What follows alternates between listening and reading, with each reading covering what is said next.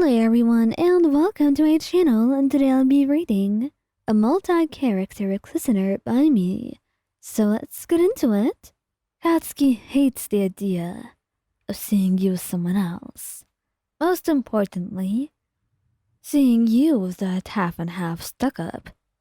He thinks Todoroki does not deserve you, and it's the truth. He doesn't. What does he do besides stare and be quiet and be utterly annoying? He has no idea why you actually spend your time with him and call him your friend at all.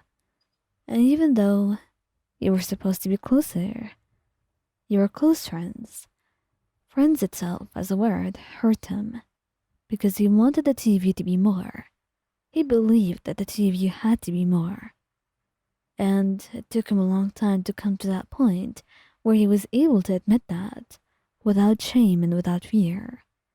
At first he was scared of saying the truth, of saying to his heart what he was truly feeling. But right now, he feels like he has no way around the truth, around what actually is going on.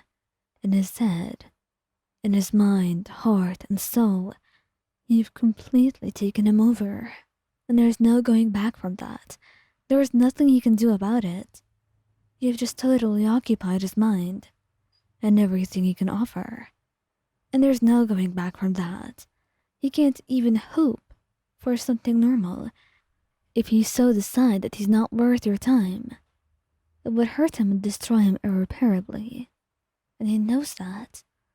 And yet, he came to the conclusion that the little bit of vulnerability that he was willing to show you, and the sacrifice he was about to make, and putting his ego aside and all of that, it would be worth it. Because you were worth it. Loving you was worth it, and being able to be with you was more important than his ego that he just felt so selfish about. And his vulnerability that he tried not to show to anyone. But you were special to him, and you had changed his views on many things, namely love, because he never thought you would actually feel like you loved someone, that he would want to be in a relationship of any sort. And yet, here he was, hoping and willing to fight for a chance to be with you. Except that half and half bastard was getting in his way, and he would not allow it any longer. He was sick of it, sick of people interfering when they couldn't and when they shouldn't. And so, he tries his best to distract you from Todoroki. Todoroki accomplishes something, he will outdo it if it's the last thing he does. Todoroki gets you a gift, he gets you two, and they're more expensive, better ones. He will do anything to grab your attention and to make you look at him and him alone. Meanwhile, Todoroki's interests were greatly different from Katsuki's, although the latter did not know. Todoroki just wanted to be your friend. He found you a very easygoing person, someone that he could talk to, and someone who understood him without asking too many questions. You were relaxing to be with, and someone who was easy to talk to and be able to explain his life to. He didn't judge, which is what he needed most of the time. Someone who was open, and someone who was kind. And you were that, and so much more. You were his closest friend. And of course, seeing Katsuki trying to get to you and be your lover was very suspicious to him. Moyan, are you sure he won't hurt you? I'm sure, Shoto. You've got nothing to worry about. You tell him. You're interested in Katsuki, and Katsuki may think he's being subtle, but he's not at all. Both you and Todoroki actually noticed his advances. Heck, even Todoroki noticed, which was quite a challenge on its own. But Katsuki was being painfully obvious with every move he made on you.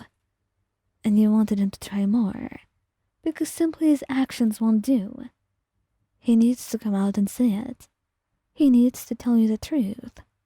And that's why Todoroki decided to cooperate with you and help you achieve your one goal of getting Katsuki to admit that he is in love with you.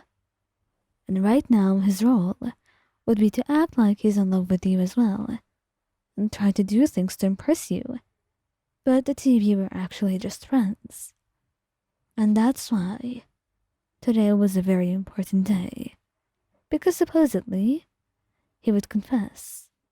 It was Valentine's Day, and he was rather excited about the idea of confessing to you and telling you his true feelings. That's what Katsuki thought anyway, when he saw him all dressed up with a bouquet and a box of chocolates and a gift in hand. And Katsuki's blood, it was boiling at this point. He had no idea what to do. And that's why he knew that there was no more waiting, no more just standing there and hoping that your opinion of him will change without telling you any words why it should. That's why Todoroki was still busy, seeing something that he missed.